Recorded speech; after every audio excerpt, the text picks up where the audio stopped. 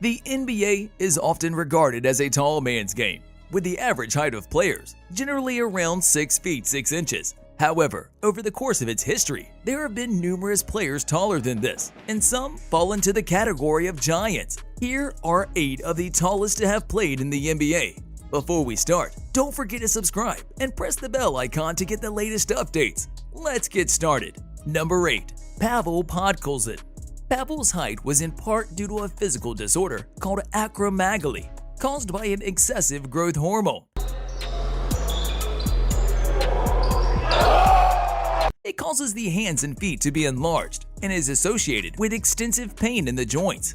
He was 7 feet 5 inches tall and was chosen by the Utah Jazz in the 2004 NBA draft, but immediately traded to the Dallas Mavericks. He was initially chosen because of his size, strength, and blocking ability. But in the event, his time in the NBA was not successful. The Mavericks waived him after he made just 6 appearances in 2 games spanning 2 seasons, mostly coming off the bench. Pavel returned to his native Russia, where he played for Khimki BC and later Lokomotiv Novosibirsk. Number 7. Sim Bueller. Bueller stood out not just for his height. He was 7 feet 5 inches. Hope to be on the road full-time with the team come mid-December. There you go. Throwing down big man Sim Bueller, making his presence felt. Line gets the screen from Rayleigh. On the drive. But also his weight. He topped the scales at 359 pounds in his playing days. The first player of Indian descent to play in an NBA game. He managed just 3 games for the Sacramento Kings before they released him. Half hook, Jerry. Yeah, gets Cooley in low, just way too big. The half hook, you're not going to block it. Sims says you.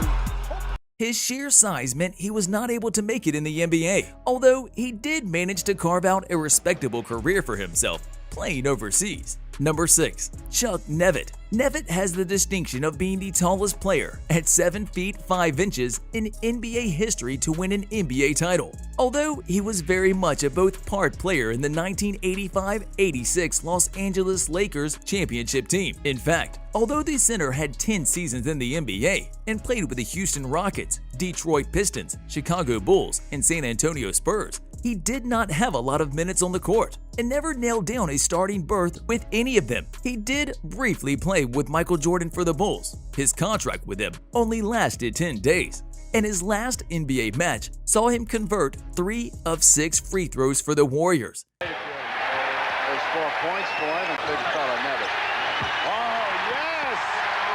Brings the forum to their feet. He was released soon after and never played in the NBA again. Number 5. Slavko Vrains. For 7'6" tall, Vrains' career in the NBA was over almost before it started. The Montenegrin was drafted by the New York Knicks in the second round of the 2003 NBA draft, but they waived him. Instead, he signed a 10-day contract with the Portland Trail Blazers and played 1 game for them. He returned to Europe and played for a number of teams in the Balkans region. Number 4. Yao Ming.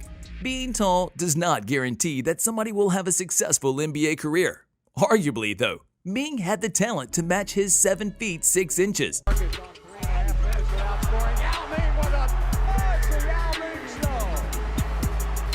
How healthy he remains.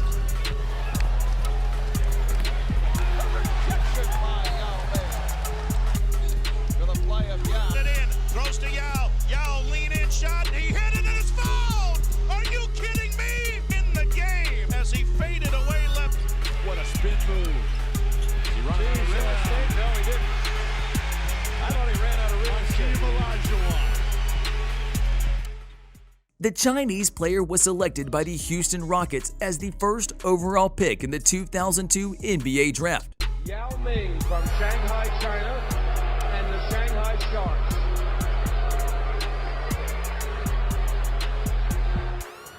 And would go on to spend his entire North American career with them. He reached the NBA playoffs 4 times, and in the 2009 postseason, helped them to their first playoff series victory in 12 years. The tallest player ever to play in an All-Star game and to be inducted into the NBA Hall of Fame.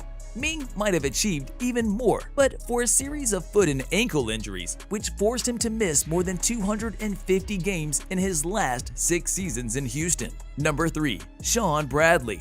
Bradley had already reached his full height of 7 feet 5 inches by the time that he was 16 years old. He would play college basketball and still holds the record for the most block shots in a college game at Utah State. Drafted by the Philadelphia 76ers in the 1993 NBA Draft, he would also play for the New Jersey Nets and Dallas Mavericks. It's too late, picking up shot. He soared for that. Giles, nice roll to Bradley. Yes, and a foul. Michael Jordan.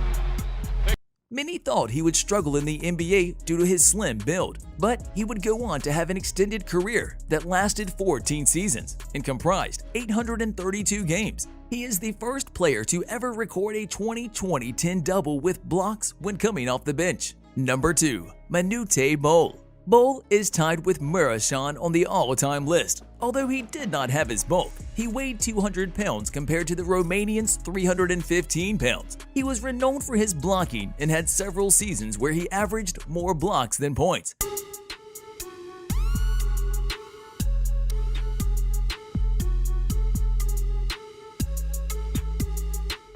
The center played for a number of franchises in his time in the NBA: the Washington Bullets, Golden State Warriors, the Philadelphia 76ers, and Miami Heat, often several times. At one stage, while he was with the Bullets, he played alongside Muggsy Bogues, with the shortest and the tallest player in the NBA history sharing the court together. Number 1. Jorge Murashan.